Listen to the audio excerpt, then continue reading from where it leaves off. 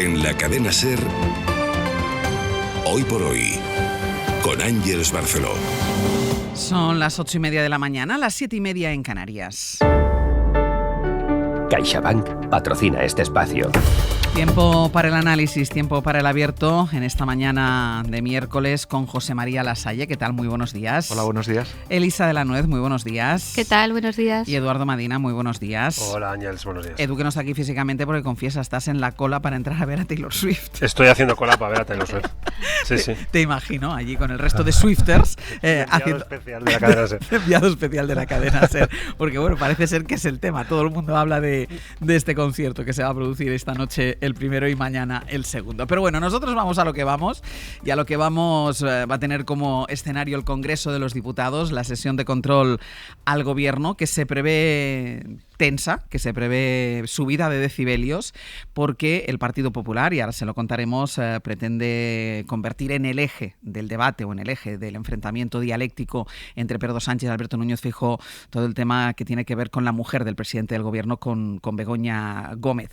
Vamos primero a aclarar los términos, después iremos a las declaraciones políticas, pero vamos a aclarar los términos jurídicos. Pedro Jiménez, buenos días. ¿Qué tal, Ángeles? Buenos días. Primero, vamos a empezar por lo último, que es la información que ha adelantado la SER, que el juez que investiga ese caso rompió su propio secreto de sumario, decretó el mismo juez que nadie, salvo la Fiscalía y él, debían tener acceso a información de la causa, pero un mes después le entregó esa información a Vox y al resto de acusaciones populares. Sí, primero se equivoca citando a todas las partes al primer interrogatorio de testigos y después, cuando lo quiere arreglar, se equivoca aún más pasando documentación del sumario solo a una parte. Juan Carlos Peinado declaró la causa secreta el 16 de abril y no levantó ese secreto hasta el pasado lunes. Cuando una causa está secreta, solo pueden tener acceso a ella el propio juez y el fiscal. Sin embargo, todas las partes, repito, acusaciones y defensas, fueron convocadas a esas declaraciones del 17 de mayo. El abogado de Begoña Gómez asistió, pero Vox y el resto de acusaciones populares no lo hicieron por un presunto fallo en las comunicaciones del juzgado, según dice el sumario. Y es por eso que el juez dicta una providencia que dirige a Vox para saltarse su propio secreto de sumario y para preservar el principio de igualdad de armas, según dice, da traslado al partido de Abascal y al resto de acusaciones populares del contenido de la declaración y de la documentación que aportaron esos testigos, que fueron los periodistas que habían publicado informaciones sobre la actividad profesional de Begoña Gómez. Y ayer, Pedro, se levantó el secreto de sumario, y fue ahí cuando tuvisteis acceso y pudisteis leer ese sumario, cuando todos vimos que el juez Peinado se refería a Begoña Gómez como investigada. La nombraba con esa condición de investigada, que es como ahora se nombra a lo que antes se llamaba imputados, pero ni la ha citado a declarar, que es lo habitual para investigar, para imputar formalmente a alguien. Así que vamos a aclarar cuál es la situación procesal de Begoña Gómez. ¿Está imputada o no está imputada? Sí, porque ayer hubo mucho debate en la redacción cuando adelantamos ese auto a las 11 de la mañana. Lo que nos explicaron fuentes jurídicas, Ángeles, es que en el momento en el que se admite a trámite una denuncia con el marco legal actual, como ha sido el caso, y esa denuncia se dirige contra alguien, a ese alguien hay que ponerle un cartel, y es el de investigado, porque ya no existe la figura esa de la que hablabas tú antes, la de imputado, que era una especie de escalón superior, ¿no? El juez hizo esta admisión a trámite de esta denuncia en un auto de 3 páginas el pasado 16 de abril. Admite la denuncia del pseudosindicato Manos Limpias, que por cierto ha desmontado la UCO en un informe, recordemos, en el que señala que hay hechos que no son ciertos y muchos otros que no se han podido comprobar. En cualquier caso, en ese auto el juez llama a Begoña Gómez investigada, pero para adquirir formalmente esa condición, dice la ley, el juez tiene que impulsar las diligencias que confirmen o desmientan el contenido de la denuncia, y si lo confirma, tiene que dictar un auto en el que recoja los hechos cometidos por la mujer del presidente del gobierno, los delitos en los que encajan esos hechos, y citarla a declarar, en este caso sí, como investigada, lo que antes conocíamos como imputada. Es decir, perdona que sea insistente, no está imputada. No, esa figura desapareció con la última reforma legal, Ángeles. Pero ni siquiera está investigada lo que antes era imputada. Eso es. Ella está investigada porque esa condición le deviene necesariamente, obligatoriamente, de forma automática, nos dijeron ayer fuentes jurídicas, al admitir a trámite una denuncia, porque ya hay una denuncia que se dirige contra alguien. Ahora mismo, ¿en qué proceso estamos, Ángeles? Estamos en el proceso en el que esa denuncia, el juez tiene que hacer suyo el contenido de esa denuncia, atribuirle hechos delictivos a Begoña Gómez, calificarlos como delitos, y en ese escenario es cuando entonces podremos hablar de que Begoña Gómez está investigada formalmente, no porque lo diga Manos Limpias, sino por lo que lo ha dicho un juez. Para que sea más fácil, vamos a hablar de la agencia tributaria, olvidémonos de Manos Limpias. La agencia tributaria denuncia a un particular. Por el mero hecho de que la agencia tributaria denuncie a un particular por fraude fiscal, no es automáticamente investigado. El juez tiene que hacer suyos, tiene que analizar esa denuncia, comprobar que esos hechos son ciertos y atribuirle al particular los delitos que correspondan. No te vayas, Pedro, porque como es un tema complejo, para los que no somos expertos en la materia, por si ahora en el análisis esto genera alguna duda, le voy a preguntar primero a Elisa de la Nuez, y la primera pregunta es si es habitual esto que ha hecho este juez. Es decir, considerarla investigada, aunque no seguir el procedimiento de cuando alguien está investigado.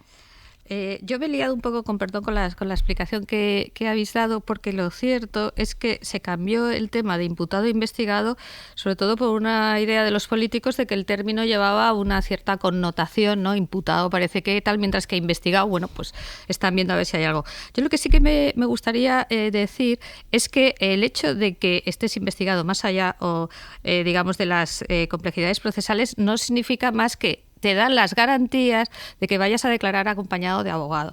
Yo ya sé que esto en los medios pues suena, y en los medios políticos más... Sí, pero no la ha citado a declarar el juez. No, por eso digo, pero que realmente ahora mismo no hay nada, que esto es un poco quizá lo que sorprende visto desde fuera. Hay una denuncia, el juez tiene que decidir si esa denuncia tiene, digamos, viabilidad, y si considera que efectivamente la tiene, entonces tiene que llamar a declarar a Begoña Sánchez. Lo que quiero decir es que no sé cómo deciros, que el juego de palabras no es tan importante en el sentido, que yo comprendo que lo es para los medios y para los políticos, pero procesalmente tendremos que esperar a ver si se llama a declarar a Begoña Sánchez en esa condición, insisto, de investigada, porque lo de la imputación se cambió por esto, porque tenía esa connotación como de parece que hay algo, y siempre se ha dicho, y por lo menos se dice en los medios de abogados, que esto es una garantía para que cuando tú vayas a declarar, digamos, pues bueno, ya vas asesorada por tu abogado, y se entiende así. Sin embargo, en todos los casos mediáticos, no solo en esto, siempre se va como mucho más allá y más con la utilización política, que parece que ya hay algo. No, ahora mismo no hay nada. Yo creo que esto es un poco lo que habría que transmitir, más allá de lo que habéis contado de si es lo normal o normal. Yo creo que ya dije aquí que hay dos posibilidades que tiene un juez de instrucción. La primera es inadmitir la denuncia porque piensa que no hay nada que investigar, y esto, bueno, pues es una decisión que, esto también es importante, no suele ser la más habitual, porque es cierto que normalmente si la denuncia tiene, o parece que es verosímil, se hace algún tipo de diligencia. ¿Y cuál es la más habitual? Precisamente llamar a declarar al posible investigado o a las otras fuentes. Por tanto, y la otra posibilidad es, oiga, aquí parece que hay algo, y empieza a investigar. No sé si con esto aclaro mucho o poco, pero que lo que quiero decir es que todo este ruido mediático sobre si Begoña Sánchez está o no está investigada, ahora mismo, sí, la situación... Lo que pasa es que me parece importante aclararlo, sí. Lo digo porque además toda actualidad, y ahora lo veremos, sí, toda la actualidad política gira en torno, pero... porque el Partido Popular ya ayer ya empezó a dar vueltas a esta cuestión. En lugar de dar vueltas a otra cosa, Lasalle, que decía ahora mismo también Elisa, el sumario consta de 3.754 folios, y en ninguno de estos folios hay ningún indicio que señale, bueno, que tipifique algún tipo de delito contra Begoña Gómez. Sí, claro, pero lo acaba de explicar muy bien Elisa, y yo creo que deberíamos ceñirnos a esta reflexión. Es decir, solo cuando el juez haga propia la investigación como una instrucción propiamente dicha, es decir, claro, eso es. Le ha llegado una notitia criminis al juez, es así, es la notitia criminis, le ha llegado al juez una notitia criminis que le está informando de que hay unos presuntos hechos delictivos asociados a la persona de Begoña Sánchez. Y, perdón, Begoña Gómez. Y el juez lo que hace, evidentemente, dentro de un sistema garantista, donde la presunción de inocencia trata de no ser vulnerada desde la propia institucionalidad, es recabar esa información, saber qué es lo que está sucediendo. para eso despliega una serie de medios que tiene, entre otros la Policía Judicial, para que afronte la determinación de si esos hechos son o no delictivos. Porque si fueran delictivos, entonces es cuando afronta una instrucción propiamente dicha para tratar de, con el auto correspondiente, delimitar si existen esas responsabilidades, es decir, si son verosímiles, porque el juez en un determinado momento hace propia la imputación y entonces continúa esa investigación, y cuando termina le da traslado ya a la parte correspondiente, que a continuación continúa esto, que ya no es el juez de instrucción, para que juzgue esos hechos. Pero estamos en una fase estrictamente informativa, preliminar. Lo que pasa es que, y esto lo digo porque, claro, como he estado en la política, primero en la oposición y luego en el gobierno, por alguna extraña razón, en un determinado momento, la política y los medios de comunicación han asumido que si un político ve cómo su nombre cruza el dintel de un juzgado, en la condición que sea, ve alterada la presunción de inocencia. Y se invierte una carga de la prueba y pasa a ser un presunto culpable de algo. Para lo cual debe dar responsabilidad, debe dar explicaciones políticas que se confunden con las explicaciones judiciales o jurídicas que acompañen a por qué ha rebasado el dintel de acceso a un juzgado. Y esto es una responsabilidad de la política, que ha sido extraordinariamente irresponsable, y lo digo también de los medios, porque muchas veces no se ha sabido hablar con precisión. Hemos entrado en un populismo muchas veces informativo y político que ahora nos viene, ya dentro de un contexto polarizado como el que estamos viviendo, a convertirse en un arrebato de desinformación hasta cierto punto, que nos obliga a tener que estar matizando casi como si estuviéramos en una clase de derecho procesal penal, ¿no? ¿Qué diferencia entre investigado e imputado? Por eso me parece importante el ejercicio que hacemos y que estáis haciendo esta mañana. Pedro, ahora voy contigo, que querías decir algo, porque es verdad que en medio de toda la marabunta de información y de utilización de la información, tanto por medios como por políticos, al final llega una confusión que uno ya no sabe, el ciudadano ya no sabe exactamente de qué estamos hablando. Pedro, ¿querías decir algo? Sí, es verdad que la reforma legal que suprimió el término de imputado, Ángels, fue, desde mi punto de vista, fue un error, porque entonces teníamos dos escalones, el escalón de investigado y un escalón superior, el escalón de imputado. Y entre medias, ¿qué es lo que pasaba? Lo que yo os decía antes y que ahora, sobre lo que ha incidido ahora también la Salle, que es muy importante. Es decir, se presenta una denuncia, si yo la admito a trámite, automáticamente la persona contra la que se dirige esa denuncia ya está como investigada. Pero eso no significa que vaya a tener que declarar o que vaya a tener que ir a juicio. ¿Por qué? Porque ahora después viene el proceso en el que se encuentra ahora mismo el juez Peinado, que es el de analizar esa denuncia, poner en marcha a la Policía Judicial para que le ayude a verificar si esos hechos son o no ciertos, y solo en ese caso, en el caso de que esos hechos con toda la maquinaria judicial se confirmen, solo en ese momento será cuando el juez dictará un auto en el que pondrá negro sobre blanco los hechos que ha cometido ese particular, ese ciudadano, en este caso Begoña Gómez, le atribuirá unos delitos porque encajan unos delitos y la citará de declarar. Y ese era el segundo escalón que antes teníamos. Es decir, antes, lo ha dicho Elisa, estigmatizaba el término imputado y ahora estigmatiza el término investigado. Es decir, se trató de corregir un error o un problema que todos sabíamos que iba a volver a nacer, porque al final lo que te va a estigmatizar es el término investigado y no el de imputado. Edu. Sí, estaba pensando que aquella reforma en la que José María y yo estábamos todavía dentro del legislativo en este país, cambió la palabra pero no cambió el método, ¿no? Porque para mucha gente seguramente Begoña Gómez ya es culpable y para mucha gente ya es inocente. En la misma medida en la que la pareja de Isabel Díaz Ayuso ya es culpable y para otra gente ya es inocente, ¿no? Porque opera lo que la semana pasada le dimos un rato de tiempo en el abierto de Hoy por Hoy, el sesgo de confirmación. Sí. Y sin embargo no hay sesgo de confirmación que pueda ganarle la partida ni el pulso a la presunción de inocencia. Si el señor Peinado en el juzgado número 41 de Madrid considera que es verosímil los contenidos centrales de la denuncia o de las denuncias, que abra causa, que la llame a declarar, que llame a testigos y que tire por ahí. Y si cree que no, que deje de enredar. Es que no hay otra, más allá de que por el hecho de estar investigada y no imputada, mucha gente considere una cosa o considere otra. Creo que esa es la decisión que tiene que tomar, y si realmente ve que es verosímil los contenidos de las causas que se han presentado, de las denuncias que se han presentado, pues tendrá que llamar a declarar, tendrá que llamar a la policía judicial, tendrá que avanzar en la elaboración del sumario y tendrá que tomar decisiones. Mientras tanto, pues es ruido que envuelve una conversación pública alrededor de dos culpabilidades ya decididas, una sobre Begoña Gómez, la pareja del señor presidente del gobierno, y otra sobre la pareja de la señora presidenta del gobierno de la Comunidad de Madrid. Y así pasan los días, entre juzgados, debates y sesgos de confirmación. Dejadme que haga una pausa, que Elisa quería intervenir, y vamos a ir también a las declaraciones, que a partir de eso, declaraciones políticas que ha habido en las últimas horas.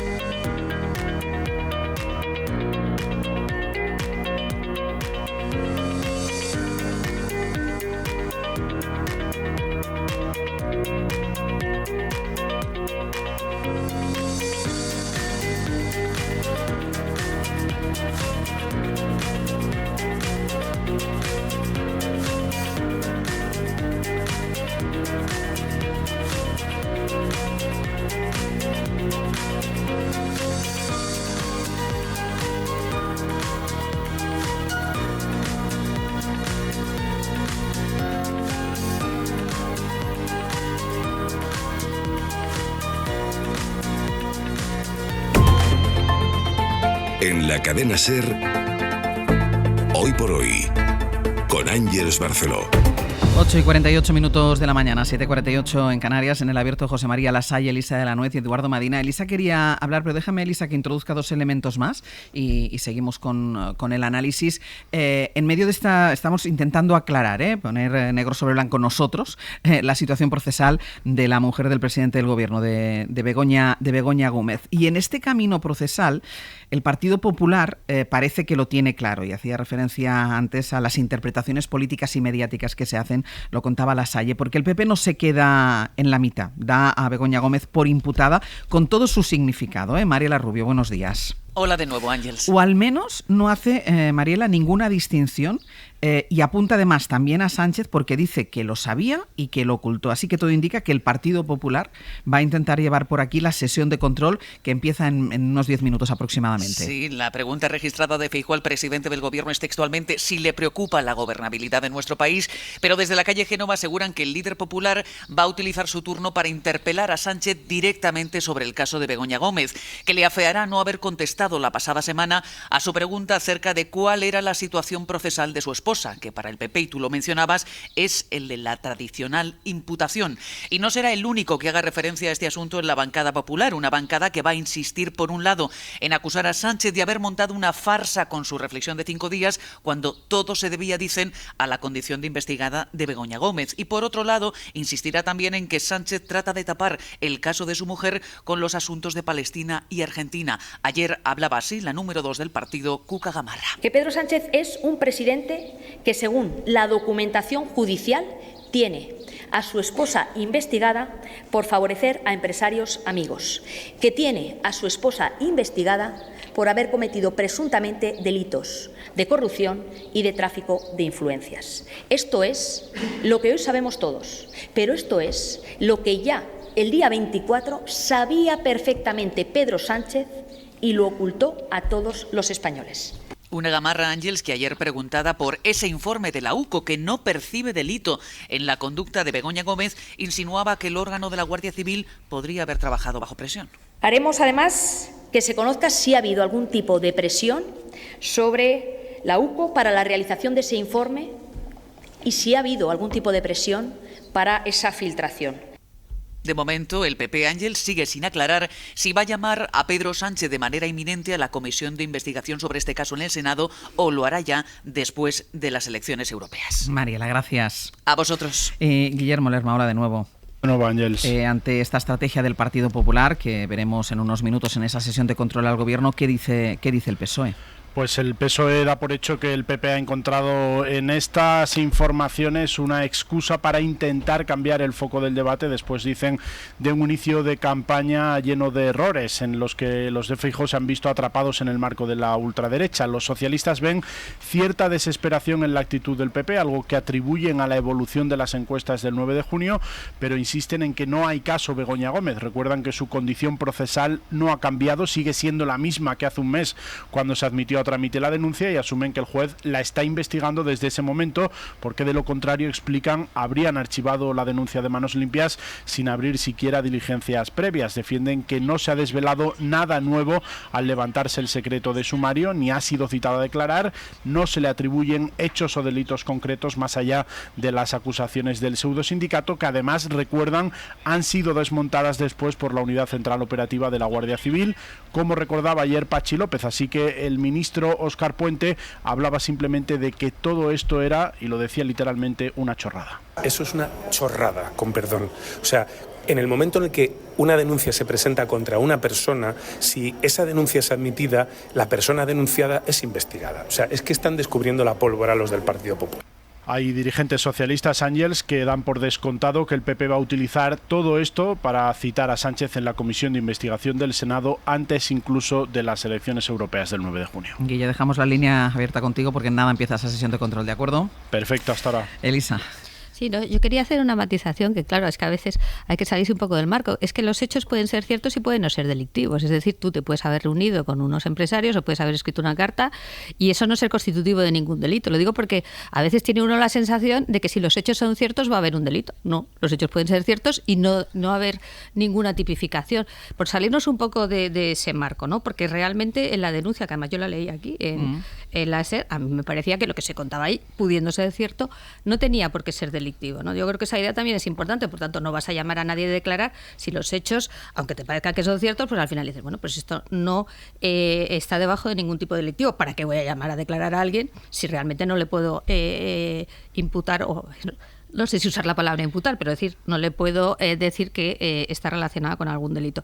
Y yo creo, insistiría mucho en eso, y me sorprende muchísimo la estrategia, bueno, ya no me sorprende nada, tanto de la oposición como del PSOE, de que aquí puede haber esas conductas y, sin embargo, pues puede ser una imprudencia. Yo creo que es una imprudencia cuando tienes cierta, o en este caso la mujer del presidente del gobierno, pero no tiene eso por qué llevar aparejado la comisión de ningún delito. Y eso no se lo oigo a nadie, y me llama un poco la atención, la verdad. Claro, en esa responsabilidad, Lasalle, que tú apelabas, que pedías a los políticos y a los medios de comunicación, decías, en cuanto uno atraviesa el umbral de la puerta de un juzgado, sea para lo que sea, desaparece la presunción de inocencia y lo que aparece es la presunción de culpabilidad. Pero claro, en este caso es que escuchamos a Cuca Gamarra incluso poner en duda la independencia de la UCO, poner en duda la independencia de la Guardia Civil. Fíjate, más allá del trasfondo que pueda estar en lo que reflexiona Cuca Gamarra, está el automatismo conclusivo con el que interpreta los hechos, que por otra parte es lo que escuchamos en boca del Partido Socialista cuando utiliza este tipo de argumentos referidos a la pareja de la presidenta de la Comunidad de Madrid, ¿no? Ese automatismo donde no hay capacidad para reflexionar sobre la complejidad y por lo tanto poner la precisión en el análisis es algo que ya está instalado en la política. No sé si por capacidad o incapacidad de los políticos para volver a estudiar la ley de enjuiciamiento civil o la ley de enjuiciamiento criminal, no lo sé, o sencillamente porque ya el automatismo de tuitear permanentemente respuestas a la realidad y funcionando en tiempo real hace que no tengamos tiempo prácticamente para pensar. Pero claro, atrapados en esta dinámica tenemos un efecto y es, en mi opinión, una falta de opinión pública informada desde un punto de vista objetivo que hace que finalmente, efectivamente, cuando un político cruza el juzgado se presume su culpabilidad y no nos damos cuenta que estamos retrocediendo desde un punto de vista legal al antiguo régimen, donde el principio inquisitorio implicaba que uno tenía que demostrar su inocencia y uno de los avances de la Revolución Francesa y de la modernidad jurídica fue precisamente atribuirle a la persona la presunción de inocencia.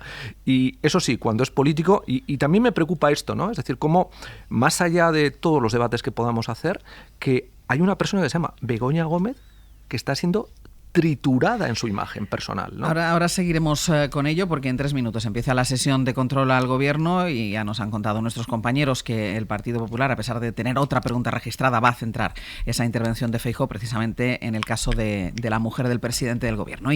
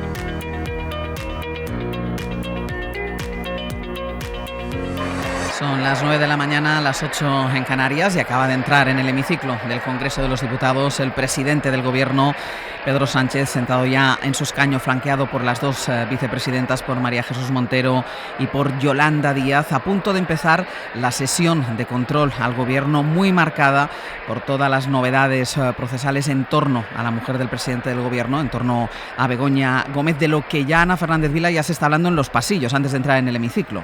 Sí, eso es. El PP va a hacer girar todo lo que pueda esta sesión de control en torno al caso que afecta a su mujer Begoña Gómez, y ya lo avanzaba Borja Semper en los pasillos. Hay motivos para que el presidente del Gobierno dé todas las explicaciones ante lo que ya es un escándalo mayúsculo, y los españoles merecen respuesta y explicación. Nadie está por encima de la ley, sea familiar, amigo, cualquier político. Pero en el PSOE dicen estar tranquilos. En absoluto, es algo normal y lo único que se ha vuelto a demostrar es que el PP, cuando puede optar por apoyar a las instituciones o apoyar a la ultraderecha, apoya a la ultraderecha, porque podía haber estado con el informe de la Guardia Civil y no.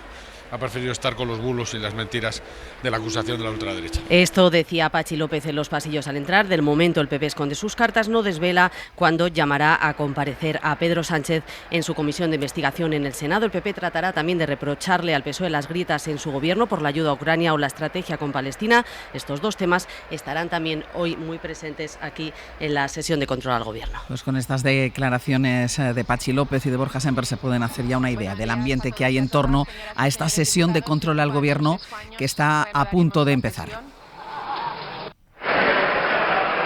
Recordemos que es la última sesión antes de que se vote, porque la semana que viene, al ser segunda la tradición parlamentaria, es que la segunda semana de campaña no hay nunca pleno. Además coincide que es primera semana de mes, que tampoco suele haberlo, así que esta será la última sesión de control antes de que el 9 de junio se abran las urnas de nuevo y los españoles voten en las elecciones europeas. Es decir, que la siguiente sesión de control será ya con el resultado de estas elecciones europeas. Se reanuda la sesión y continuamos con las preguntas dirigidas al Gobierno conforme al orden remitido por él mismo. Empezamos con las preguntas dirigidas al señor presidente del Gobierno. La primera pregunta la formula el diputado don Alberto Núñez Feijóo, del Grupo Parlamentario Popular, que tiene la palabra. Muchas gracias, señora presidenta. Señor presidente, como le dije cuando se destapó la trama Coldo, usted lo sabía y lo tapó. Ayer conocimos que su esposa estaba siendo investigada con anterioridad al 25 de abril, fecha en la que usted firmó esa carta ocultando lo que estaba ocurriendo a todos los españoles. Por eso comprenderá que este Congreso le exige que nos explique esta investigación judicial por corrupción, por tráfico de influencias que afecta a la Moncloa. Nada más y muchas gracias, señoría. Sabíamos que iba a hacerlo. La pregunta que había registrado el Partido Popular es: ¿le preocupa a usted la gobernabilidad de nuestro país? Y ha preguntado directamente por la situación de la mujer del presidente, de la esposa del presidente, de Begoña Gómez. Señor presidente, cuando quiera. Muchas gracias, señora presidenta. Buenos días, señor Feijóo. Hazte oír, el de la motosierra, manos limpias, Netanyahu, toda la ultraderecha diseñando la política de oposición del Partido Popular. Fango, fango y más fango, señor Feijóo. Le preguntan a la oposición por la economía, fango. Le preguntan por las elecciones en Cataluña, fango. Le preguntan por la política internacional y también por el reconocimiento del Estado de Palestina, más fango por parte del Partido Popular y del señor Feijóo. Por cierto, ¿qué opinión tiene usted de la foto que se hizo el señor Abascal con el señor Netanyahu ayer, animándole a continuar con los bombardeos en Gaza y en Rafah?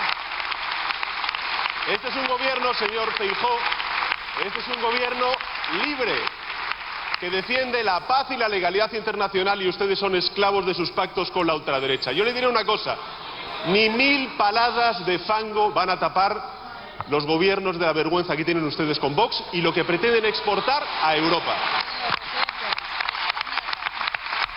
No ha habido respuesta a la pregunta de Alberto Núñez Feijóo.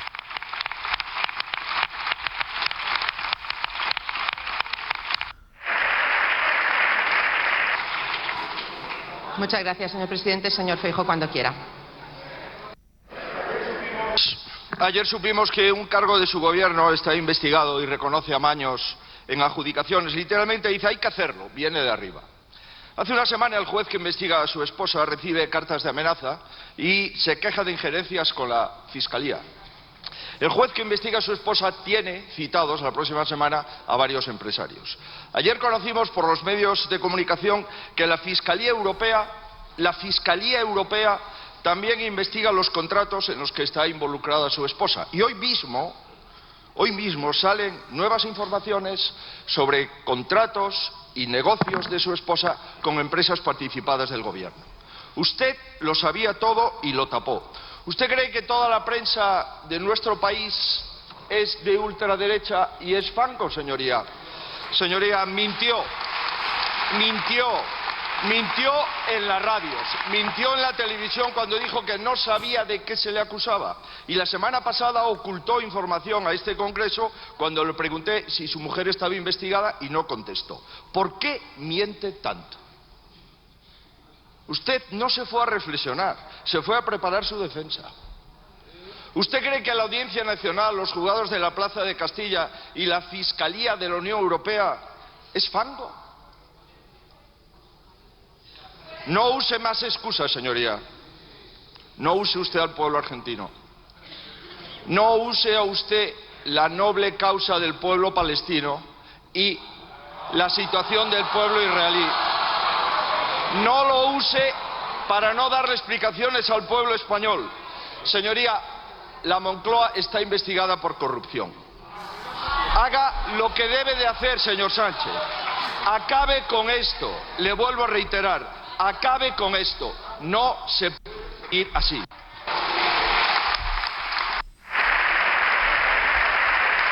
Insiste Alberto Núñez Feijóo en la estrategia del Partido Popular. Y ya no es solo Begoña Gómez, es la Moncloa que está investigada por corrupción. Vamos a ver cuál es la respuesta ahora del presidente del Gobierno.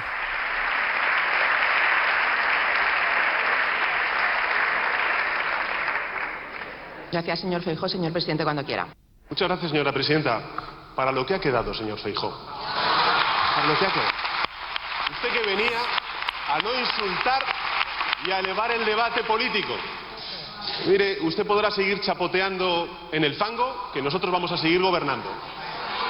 Y le diré una cosa, señor Feijóo, porque en esos días de reflexión, efectivamente, yo anuncié que esta máquina del fango que usted y el señor Abascal, que no está aquí presente, iban a seguir activando después de esos días de reflexión, tienen una finalidad bien clara. En primer lugar, usted pone en marcha esa máquina del fango precisamente para ocultar los éxitos de este país, que en un contexto geopolítico extraordinariamente difícil lo que hace es crecer más. Tenemos 21 millones de personas trabajando y cotizando a la Seguridad Social, con la inflación más baja que hace años, y tenemos una consolidación fiscal sin recortes y con políticas expansivas. En segundo lugar, ustedes ponen en marcha esa máquina del fango para tapar sus gobiernos de la vergüenza con Vox. Pero no lo van a conseguir ni aquí en España ni tampoco en Europa. Y en tercer lugar, si yo ya sé, señoría, que ustedes esto lo hacen para quebrarme con su fango, pero van listos, señor Feijóo. Le diré una cosa, a usted y a sus socios de la ultraderecha, el 9 de junio volverán a perder las elecciones. Bueno, pues nada nuevo en este cara a cara, en este enfrentamiento entre Alberto Núñez Feijóo y Pedro Sánchez en la sesión de control al Gobierno. Sí, la constatación de que Feijóo, que en anteriores sesiones de control había, como mucho, se había referido al entorno, ya entra directamente con este asunto, como nos contaba Mariela, y Sánchez lo circunscribe al fango, y a partir de ahí. Del Grupo Parlamentario Vasco PNV tiene la palabra. Buenos días. Su gobierno ha apostado por la descarbonización para lograr los objetivos climáticos y competitividad. Han sido muy insistentes en estos. Y hoy ya la industria está alineada en ese sentido. Quiere invertir y quiere adaptarse, pero necesita acceder a la red eléctrica. Y la red eléctrica no está preparada hoy para suministrar la potencia que se está solicitando. Sin embargo, el Gobierno no está autorizando que se hagan las inversiones necesarias en la red. Hablamos de distribución, señor presidente. Han denegado a cientos de industrias sus solicitudes y han quedado fuera más de 6.000 megavatios solicitados. De esa manera estamos perdiendo competitividad en la industria que ya existe y estamos expulsando nuevas industrias que quieren instalarse. ¿Qué van a hacer ustedes para solucionar esta contradicción y acabar con este cuello de botella? Es curioso, ¿eh? Cómo llama la atención que haya alguien que en este contexto tan ruidoso haga una pregunta concreta sobre la gestión del gobierno, que para eso sirven las sesiones de control al gobierno. De España y también en la descarbonización de nuestra economía. Los datos están ahí. Yo creo que España se está convirtiendo, gracias al compromiso de este gobierno, en líder global en capacidad renovable instalada. Somos el segundo país de la Unión Europea. Hemos aumentado nada más y nada menos que en un 40% la energía generada con fuentes limpias, duplicando la media de crecimiento de la Unión Europea, y más de la mitad de la electricidad procede, señorías, de fuentes renovables. Somos muy conscientes, porque efectivamente estamos hablando también con la industria, de la alta demanda de potencia eléctrica que todos estos cambios implican.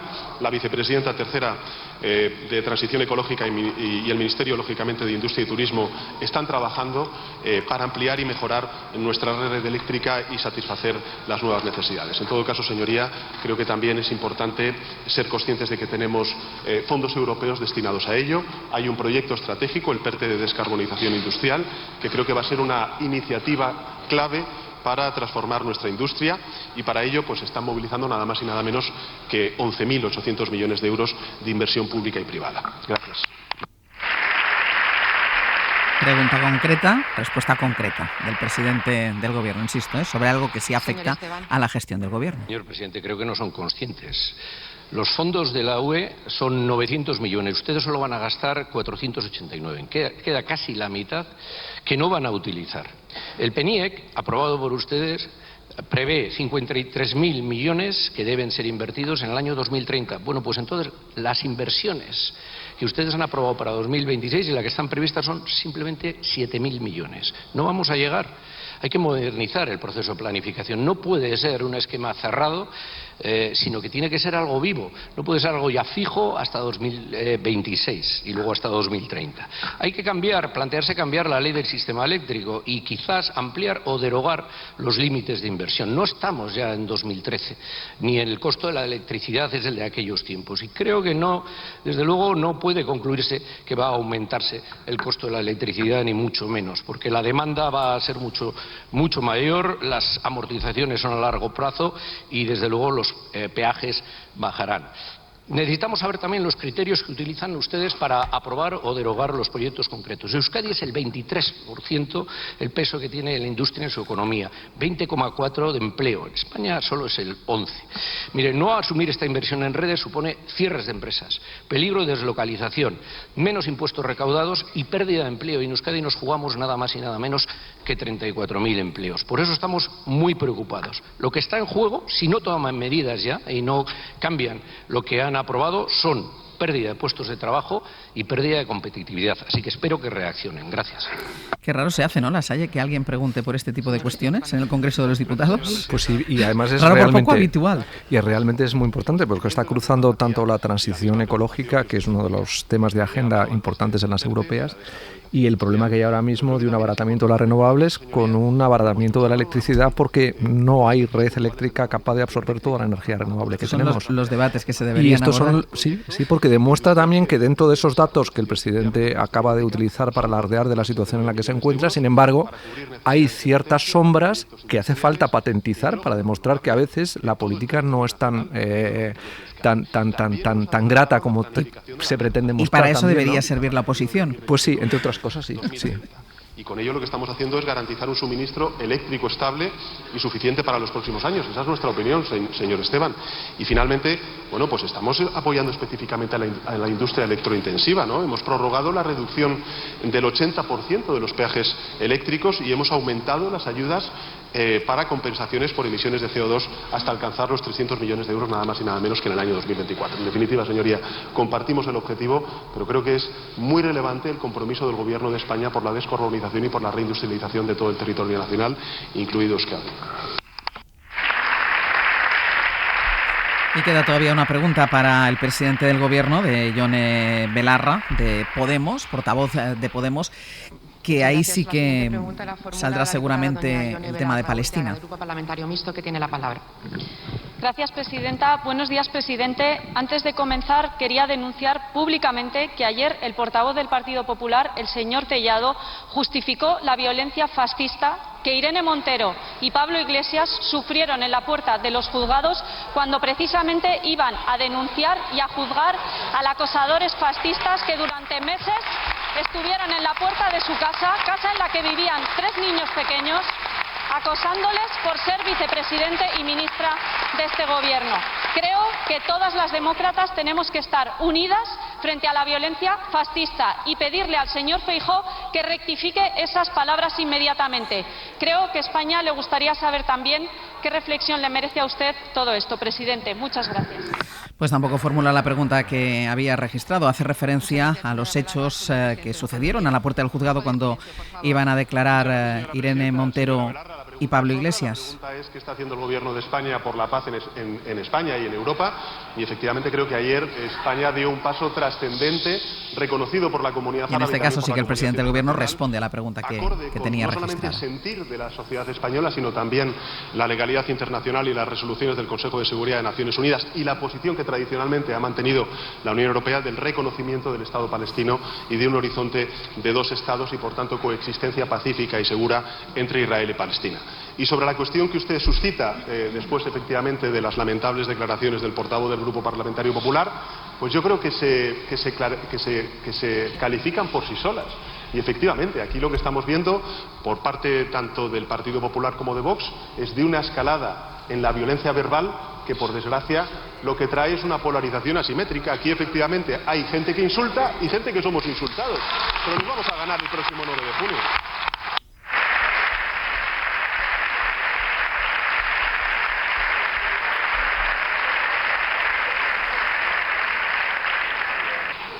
Muchas gracias, señor presidente. Señora Velarde, tiene la palabra. Silencio, por favor. Gracias. Bueno, nos hubiera gustado un pequeño gesto de solidaridad, pero más allá de eso, creo que es muy importante. Sí, somos así de naif y de personas convencidas de la democracia y pensamos que esto está más allá de las siglas y que creo que esto debería concitar el consenso de todas las demócratas. Pero bueno, creo que más allá de eso, el problema es que en este momento la derecha, política, mediática y judicial, está en una estrategia abiertamente golpista.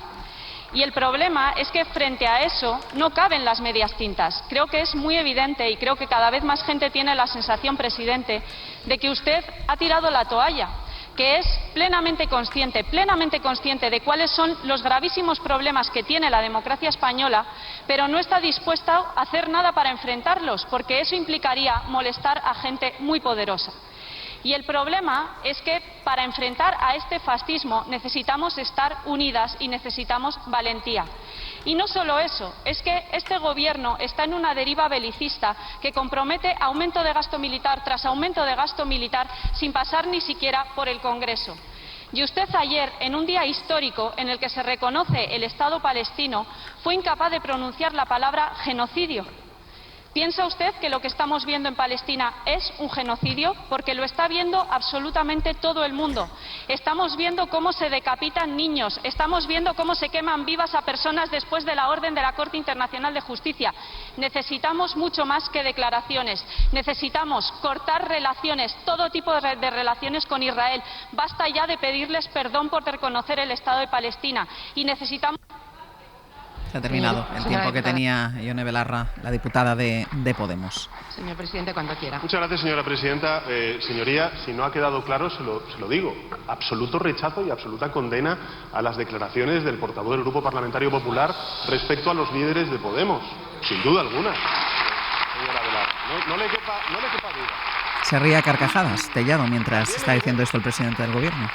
Que viendo lo que tenemos enfrente, que quieren además lo que quieren para Europa el próximo 9 de junio y es pactar con el Vox europeo y por tanto plantear una Europa reaccionaria, creo que es más importante, señoría, que también su grupo, que es un grupo de izquierdas que ha gobernado también con nosotros durante la pasada legislatura, pues subraye no tanto las diferencias como aquellos aspectos de unidad. Ayer España dio un paso, yo creo que trascendente, reconocido por parte de la comunidad internacional y de la comunidad árabe, con el reconocimiento del Estado palestino, señoría, junto con Noruega, con Irlanda. Somos ya más de 140 países en el mundo los que hemos reconocido al Estado palestino. Entiendo que usted se manifieste insatisfecha, que quiera absolutamente más cosas, pero reconozca también el paso valiente, con coraje, que ha dado este país y su gobierno. Porque, señoría, da la sensación algunas veces, cuando usted habla de unidad, que prima más la división que la unidad. Trabajemos conjuntamente para luchar efectivamente contra esta coalición reaccionaria.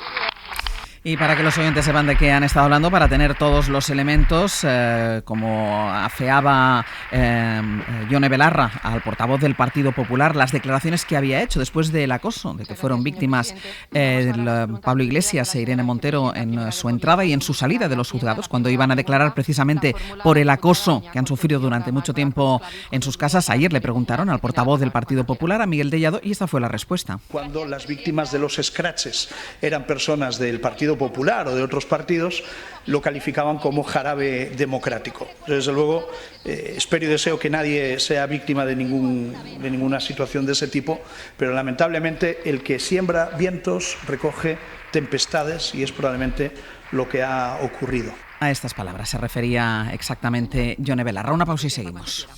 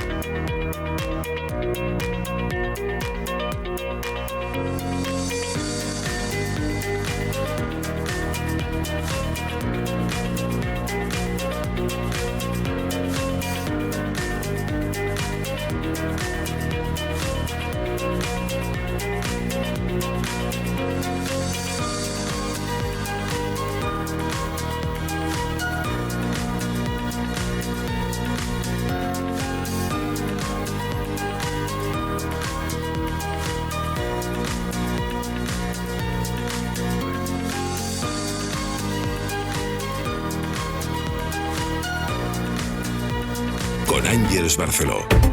9:24 minutos de la mañana, 8:24 en Canarias, en el abierto José María Lasalle, Elisa de la Nuez y Eduardo Madina. Y Elisa, déjame que lleve a la antena lo que tú has preguntado durante la publicidad, que se lo preguntaba a Lasalle. Una pregunta que también le podíamos hacer extensiva a Eduardo Madina, porque Elisa, tú preguntabas, ¿las sesiones de control siempre han sido así? Sí. Claro. Edu, ¿siempre han sido así las sesiones de control? Bueno, de todo ha habido, ¿no? Diría que no sé si tan centradas en una única persona. Pero sí, hemos tenido momentos muy altos y momentos muy bajos en la historia de las sesiones de control, ¿no? Yo recuerdo épocas bastante intensas, quizá con un volumen de contenido significativo en cada una de las posiciones siempre presente, ¿no? En etapas pasadas de la política nacional, pero vamos, siempre ha habido bastante intensidad, eso desde luego. Sin estar aquí en la conversación de la publicidad, has coincidido perfectamente en lo que ha dicho Lasalle, porque tú has dicho lo mismo, ¿no? Quizás sin tanto personalismo, pero sí ha habido sesiones de control así. Siempre. Es que ese hemiciclo que visto desde la televisión parece muy grande, es una olla a presión fascinante, concebida en gran medida desde el siglo XIX para eso, para este tipo de debates donde casi los políticos se pueden mirar cara a cara y mirada a mirada, pero casi reflejado en el iris del que tiene enfrente. Y eso realmente es un espacio cargado de una energía dialéctica muy potente. Se hizo muy bien ese hemiciclo. Lo que pasa es que esa energía dialéctica debería emplearse, y no malgastarse, emplearse para debates en serio. Es decir, para debate que tengan finalidad, para debate de las cosas que le interesan a la gente, que le preocupan a la gente. Totalmente de acuerdo, pero bueno, pero estamos en una sociedad del espectáculo y la política se ha espectacularizado también, y eso requiere un reality show permanente, y un poco de esto es lo que tenemos. El hemiciclo se ha convertido en un plató. Está tan bien concebido que si se quitaran los micrófonos escucharían unos a otros, pero no lo hacen precisamente para que las cámaras de televisión tengan comunicación directa y de esa manera podamos estar viendo lo que vemos. Pero bueno, en fin, el espectáculo. El espectáculo de la política. Bueno, hacía referencia ahora Pedro Sánchez en su última intervención en respuesta a las preguntas de Ione Belarra al reconocimiento ayer por parte del Gobierno de España del Estado palestino. Vamos con las consecuencias, vamos con las repercusiones, vamos con las reacciones de este reconocimiento, porque si una de las imágenes del día la íbamos a encontrar, y ya la hemos encontrado en el Congreso de los Diputados en esta sesión de control al Gobierno y en este rifirrafe entre Alberto Núñez Feijóo y el presidente del Gobierno, la otra imagen del día se va a producir a las 10:30, porque es la hora que está marcada para la reunión de Pedro Sánchez con su homólogo de la Autoridad Palestina. Es el primer contacto diplomático formal aquí en Madrid después de que el Gobierno reconociese ayer el Estado palestino, recordemos, en coordinación con Irlanda y con Noruega. Pablo Morán, hola de nuevo. Hola de nuevo, Ángeles. Va a haber esa fotografía con el homólogo de Pedro Sánchez de la Autoridad Palestina, el presidente de la Autoridad Palestina, pero también se va a reunir el presidente del Ejecutivo con los ministros de Exteriores de 4 estados árabes, porque España quiere seguir institucionalizando su compromiso con la paz de la región y con el reconocimiento de Palestina. Es la foto que reafirma ese compromiso, sobre todo frente a los ataques y las amenazas que siguen llegando de Israel, que interpreta el reconocimiento de Palestina como una agresión a su propio Estado. Con el encuentro de Sánchez y el primer ministro palestino un día después, lo decía, se va a formalizar ese reconocimiento. Con el resto se estudiará el futuro de la región, porque el presidente se reúne con el Comité Ministerial Árabe Islámico para Gaza. Es un grupo formado por Palestina, Arabia Saudí, Qatar, Jordania, Turquía y la Organización de Cooperación Islámica, que llevan meses trabajando en el terreno diplomático para frenar la ofensiva israelí.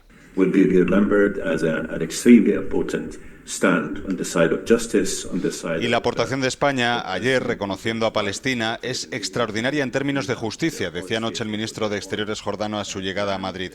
Este comité tiene un plan de futuro para la franja. Hace unos días se lo presentaron a Estados Unidos y apuesta por devolver el poder de Gaza a la Autoridad Nacional Palestina. Con ellos, aquí en Madrid, Ángeles, de alguna forma se quiere recuperar el espíritu de la conferencia de paz que acogió esta ciudad en el 91. Pablo, gracias. A ti, hasta luego. Israel ha endurecido mientras tanto su tono contra España, acusa al gobierno de ser cómplice ahora del genocidio contra los judíos y cómplice de crímenes de guerra. Antonio Martín, buenos días. ¿Qué tal, Ángeles? En Europa son cautos. Lo es sobre todo Emmanuel Macron en Francia, que pide no tomar una decisión como esta en caliente cuando todavía está en marcha la guerra. Sí, aparte podemos decir que las últimas horas han sido las de las palabras y también las de las imágenes. Hemos visto, por ejemplo, las banderas de España, de Irlanda y de Noruega ondeando en el ayuntamiento de Ramallah, en Cisjordania, o la bandera palestina en el Parlamento irlandés. Como es de imaginar, este reconocimiento oficial no ha gustado nada a Israel, lo decía ahora Pablo. El ministro de Exteriores se despachaba en un tuit en el que acusaba a Pedro Sánchez de crímenes de guerra, le pedía que destituya a Yolanda Díaz y comparaba a España con Irán y con Hamás. Mensaje directo contra España. Hay que decir que luego el ministro no escribió sobre Irlanda o sobre Noruega, y horas después el embajador de Palestina, aquí en Madrid, agradecía el reconocimiento. Es un momento para celebrar. No vamos a perder nuestra humanidad y nuestra venganza será la sonrisa de nuestros hijos. Noruega optó por un comunicado oficial, argumentaba que tal y como están las cosas no se puede esperar ya que termine la guerra para reconocer a Palestina, para lograr así la solución de 2 estados, argumento que defendía también el primer ministro irlandés Simon Harris en el Parlamento de su país. No puede haber una solución de 2 estados si no hay 2 estados. Hemos reconocido hace tiempo el derecho de Israel a existir en paz y en seguridad dentro de unas fronteras internacionales reconocidas.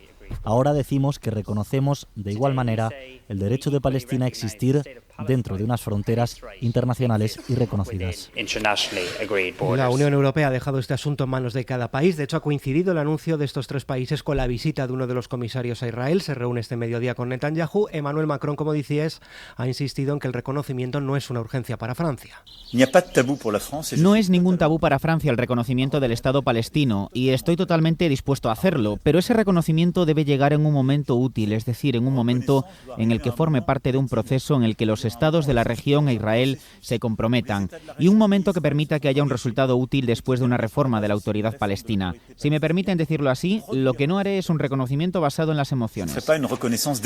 Y 2 reacciones más de las últimas horas. El Parlamento de Dinamarca, que ha rechazado una proposición de reconocimiento, considera que no se dan las condiciones para que Palestina sea un estado viable.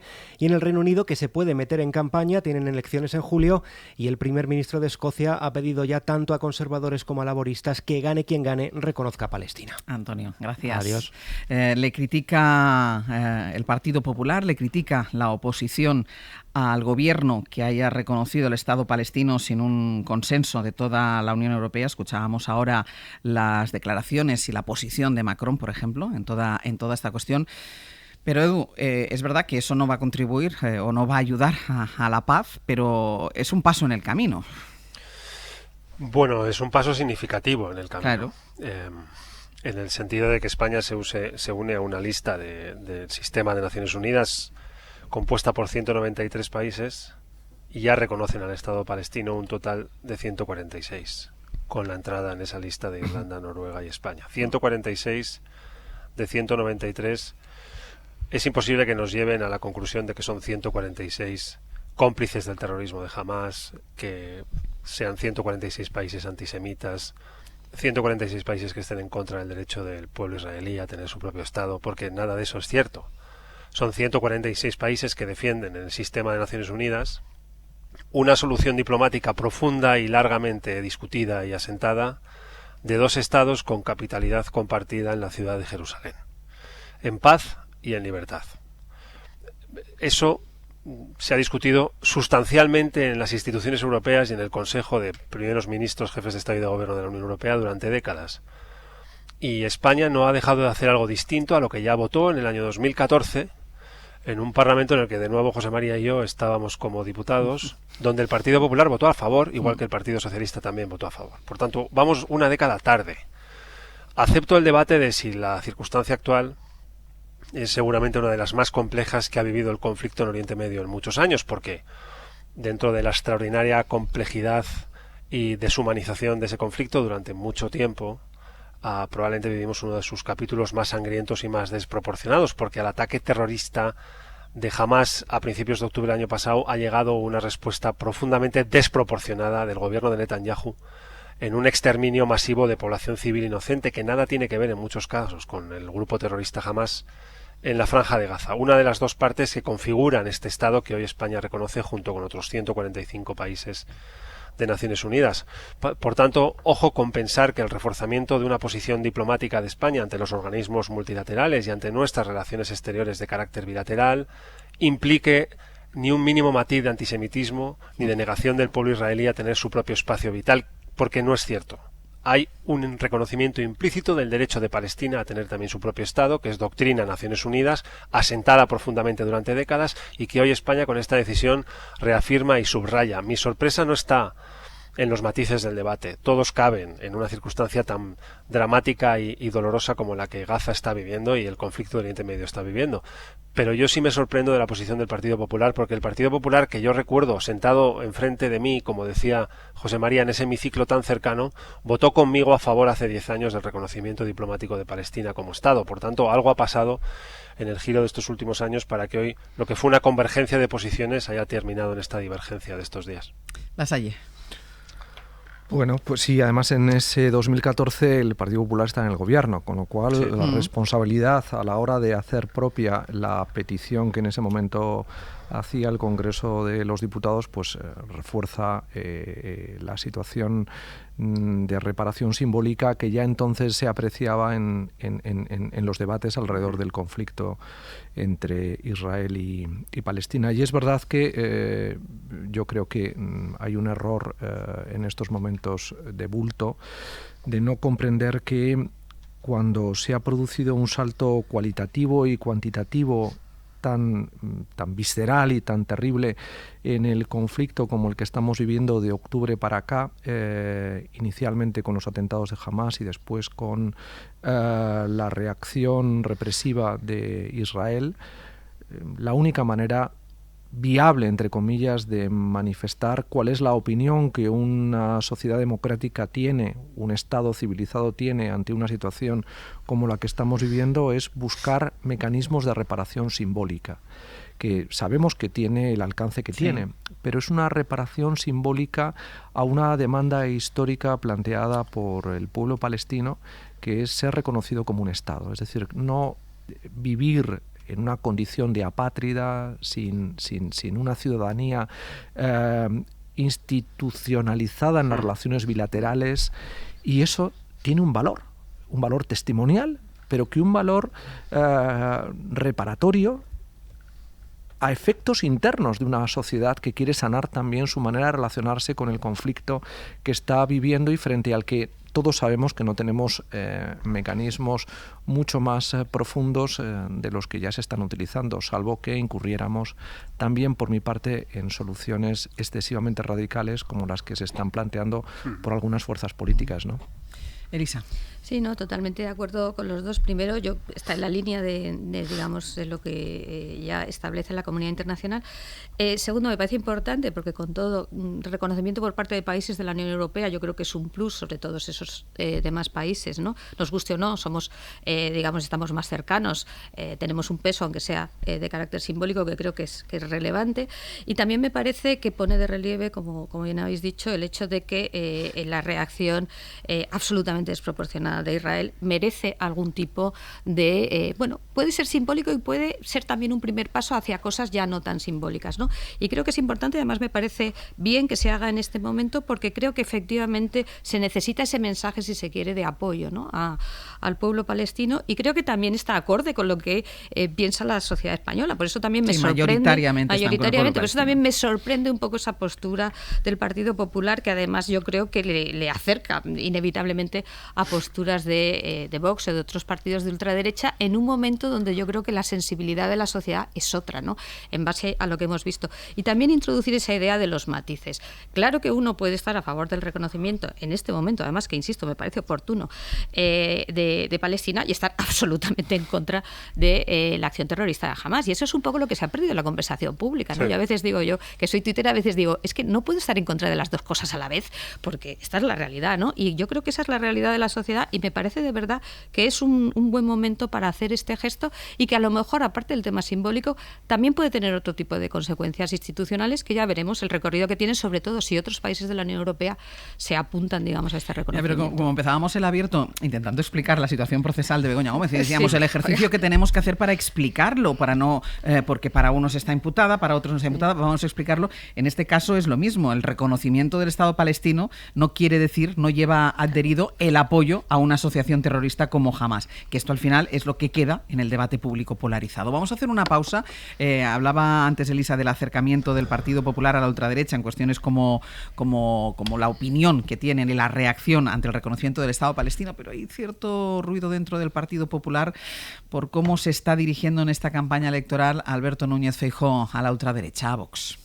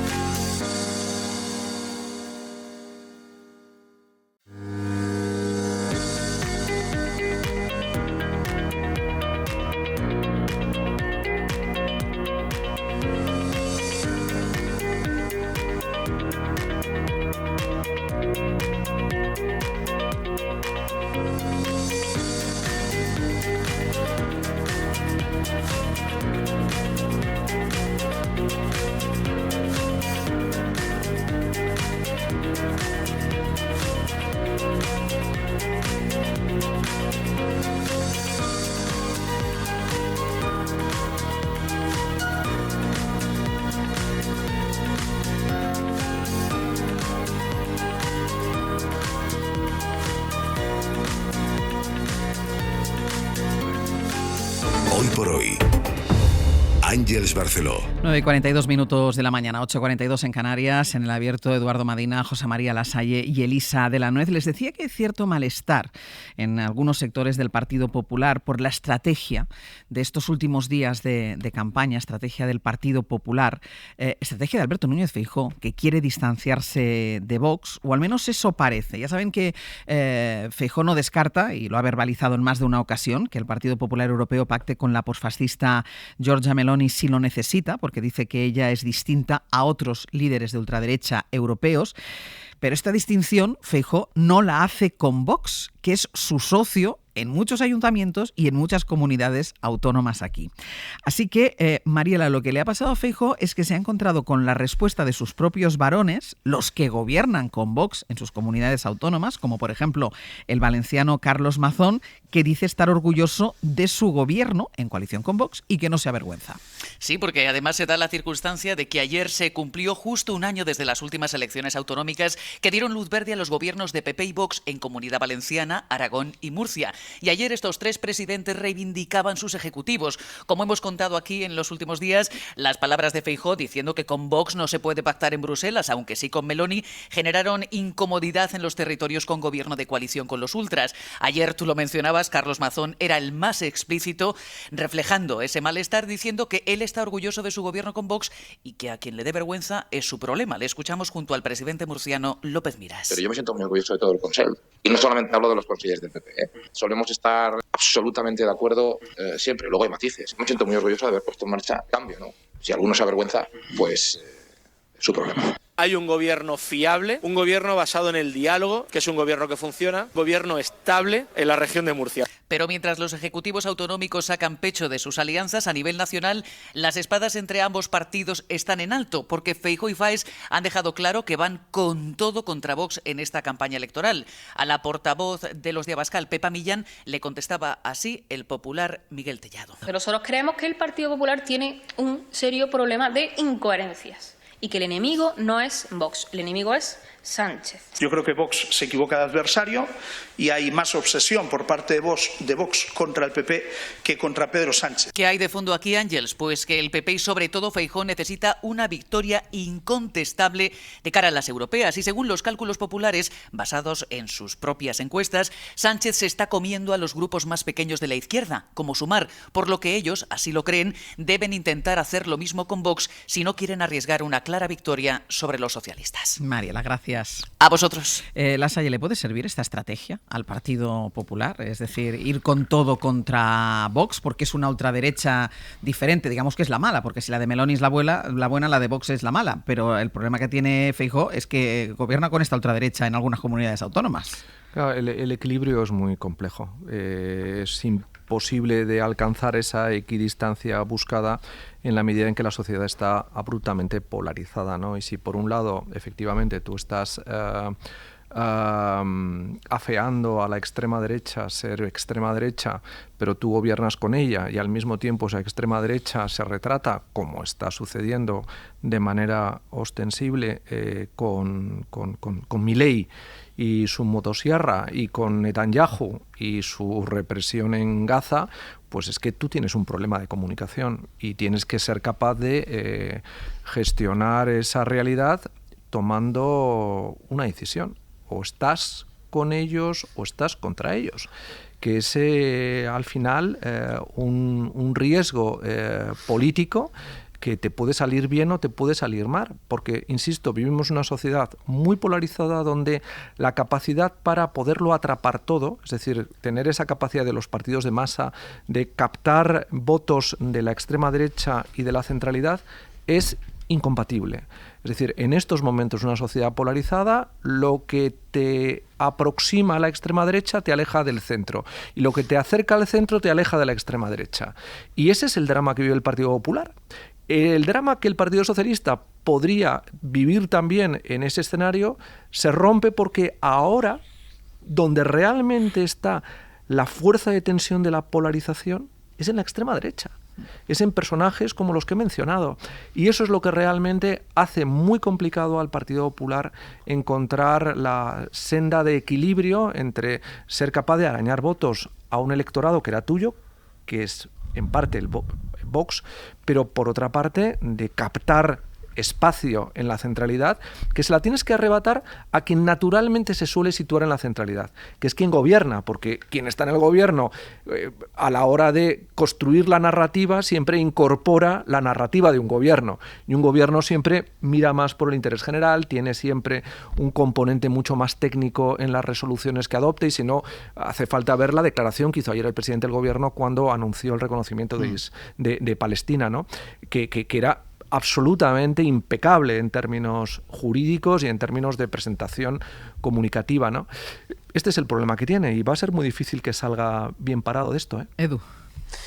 Sí, bueno, es que es el típico el clásico debate, diré, ¿no? De que se está discutiendo de qué hacer con la frontera que hay en los electorados en el lado derecho del Partido Popular con la extrema derecha neofascista que representa el señor Abascal y su formación política Vox, ¿no? Es probable que exista una cierta tensión de juego de poder-oposición en el interior del Partido Popular, en el sentido de que muchos gobiernos autonómicos en el Partido Popular conviven con un PP en la oposición en el gobierno nacional, pero seguramente quienes se sientan orgullosos de esos gobiernos en esos territorios en los que gobiernan con Vox deben saber que esos gobiernos con Vox son los responsables de que sea Feijóo el que esté en la oposición hoy, por el ciclo 28 de mayo, 23 de julio, donde no pudo caer en más trampas el Partido Popular, en más imprudencias el PP en algunos territorios y en pactos vergonzantes. Es inolvidable el pacto del señor Mazón, aquel pacto de Peppa Pig firmado en 6 minutos con un partido como el de Vox, sin avisar, parece, a la Dirección Nacional del Partido Popular,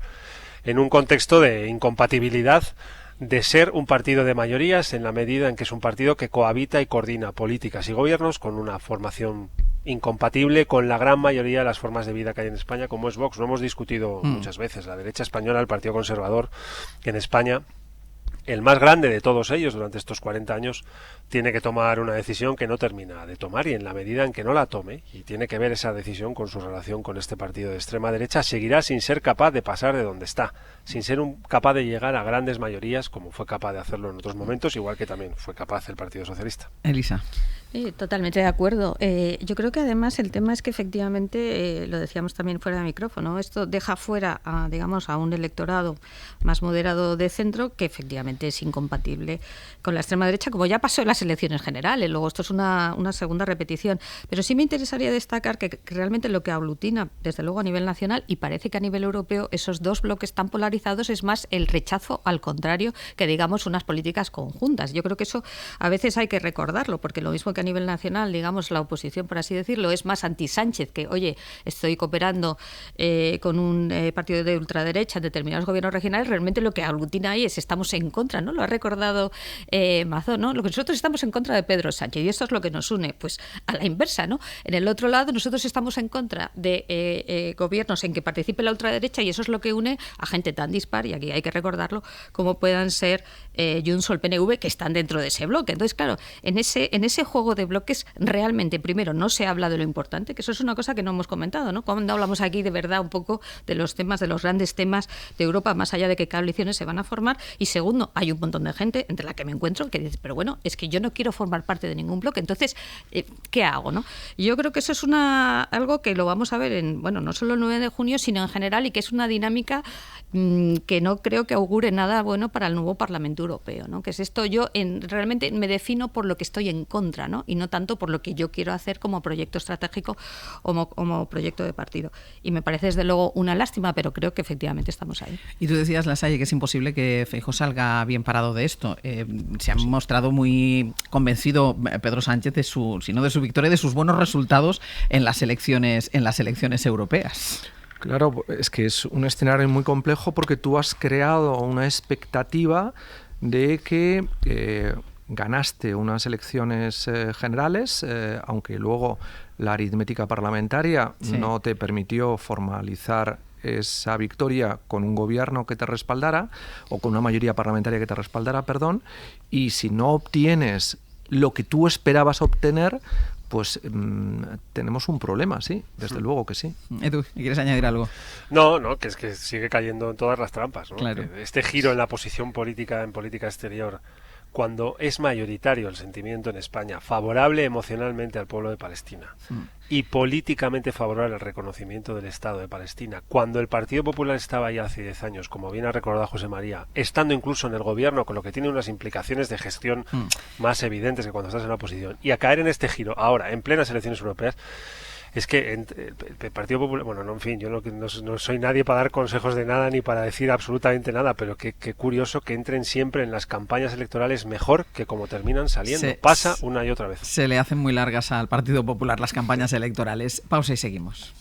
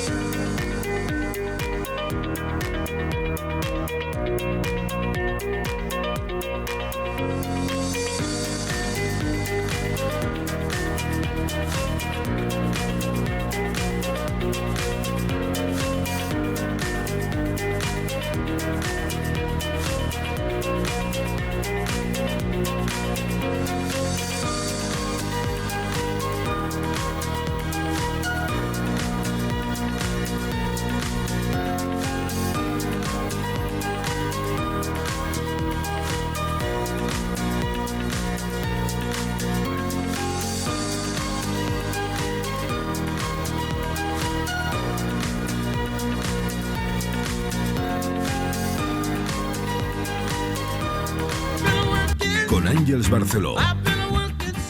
Cadena SER. 100 años de radio. Pues vamos a ir terminando ya el abierto. Pepe Rubio, Sergio Castro, buenos días. Buenos días.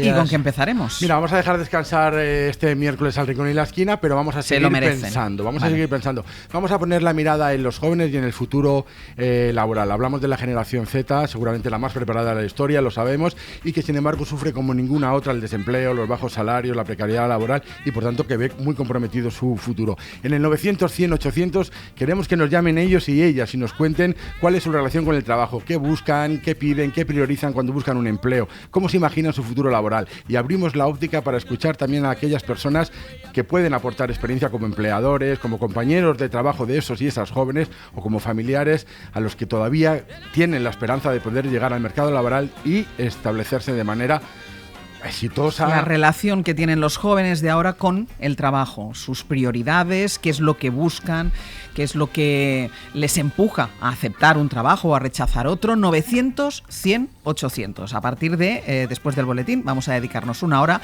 a hablar de ello. ¿Qué más? Bueno, los miércoles que hay viaje de ida, pues hay mucha muerte en el programa, porque claro, venimos con las cartas del más allá, que vienen de un muerto, y tenemos al viaje de ida, que es un muerto. Y además son dos muertos muy potentes y que además han matado ellos mismos mucho, porque claro, uno es un héroe, el otro es un villano, pero los dos son matones. Entonces, ¿la carta de quién es? Al Capone. Ah, vale, la carta es de Al Capone. Al Capone. ¿Y el viaje? Y el viaje es a Rodrigo Díaz de Vivar, el Cid Campeador. Vamos. Que se podrían intercambiar en las secciones y no pasaría nada. Sí, porque los dos, bueno, uno se manchó más las manos de sangre que otro, pero bueno. Ya, pero los dos mataron. Sí, los dos mataron. Y después vamos a cerrar con una charla con Carlos Toro, que es uno de los mejores periodistas deportivos, experto en atletismo, también en ciclismo. Es experto en estrategia de armamento militar y ha compuesto más de 1500 canciones que conocéis todos, de Marisol, de Marta Sánchez, de Franco Battiato, y que ahora se ha dado el gusto de publicar por primera vez un disco con canciones que canta él, que también tiene derecho. Lo ha hecho todo, Lo ha hecho todo en la vida. Es un ejemplo de... lo que nosotros no seremos nunca. Efectivamente. Bueno, deja estar. Bueno, todavía nos queda tiempo. Lo dejamos aquí. José María Lasalle, Elisa de la Nuez, Eduardo Madina. Hasta la semana que viene. Chao. Adiós. Hasta luego.